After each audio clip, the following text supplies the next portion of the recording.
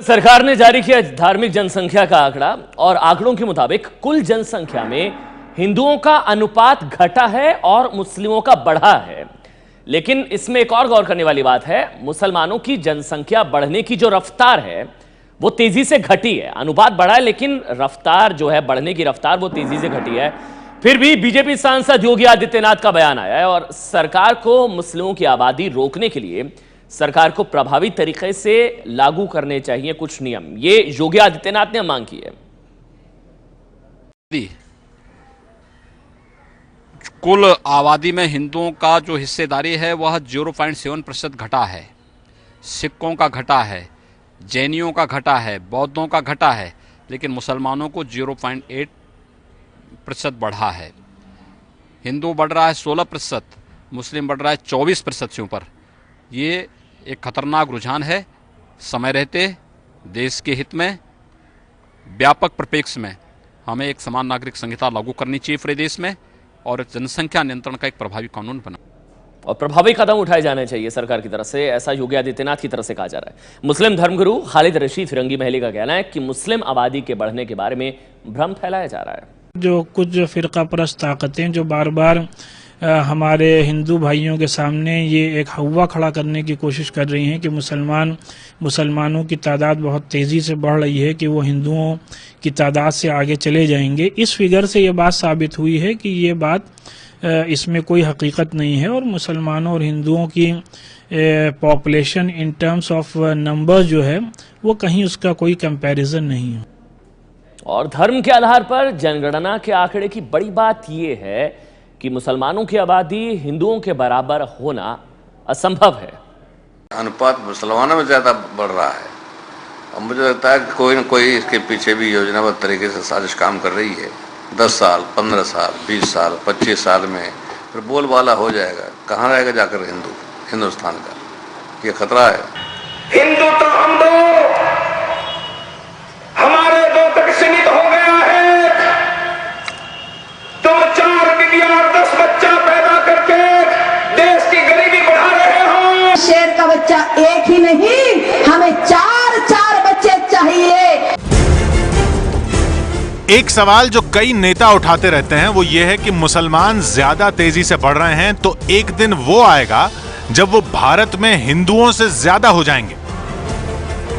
ये अपने आप में भ्रामक है, क्योंकि मोटे तौर पर हर 10 साल में देश में लगभग इतने हिंदू बढ़ जाते हैं जितनी मुसलमानों की कुल आबादी है। लेकिन फिर भी आइए हिसाब लगाते हैं कि क्या वो दिन आ सकता है जब मुसलमान हिंदुओं के बराबर हो जाएंगे।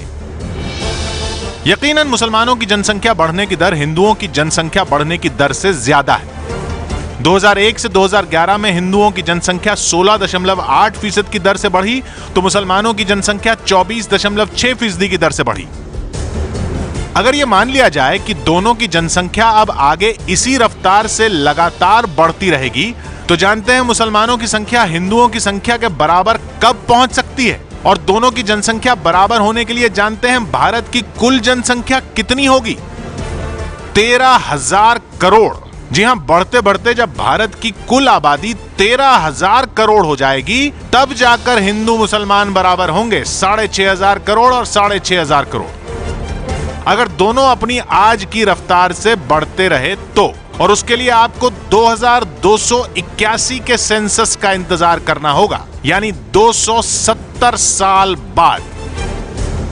यानी इससे बड़ा भ्रम कुछ हो ही नहीं सकता। आजादी के वक्त भी यही भ्रम फैलाया गया था कि जितने मुसलमान हिंदुस्तान में रह गए हैं वो इतनी तेजी से बढ़ेंगे कि देखते ही देखते हिंदुओं से ज्यादा हो जाएंगे। लेकिन हकीकत यह है कि मुसलमानों की जनसंख्या बढ़ने की रफ्तार धीमी हो रही है। 1981 से 1991 में मुसलमानों की जनसंख्या बढ़ने की दर 32.9% थी, जो 1991 से 2001 में घटकर 29.3% हो गई और 2001 से 2011 के ताजा आंकड़ों में यह दर घटकर 24.6% रह गई है। दोनों का ही नीचे जा रहा है, लेकिन हिंदू का नीचे जाके एक स्टेबल पॉइंट पे ऑलमोस्ट आ गए हैं, जो कि मुस्लिम का पहले से ही बहुत हाई था, इसलिए और नीचे जाने का स्कोप है उसका, तो वो कम रहे हैं। तो उसी हिसाब से हमें इसको देखना चाहिए।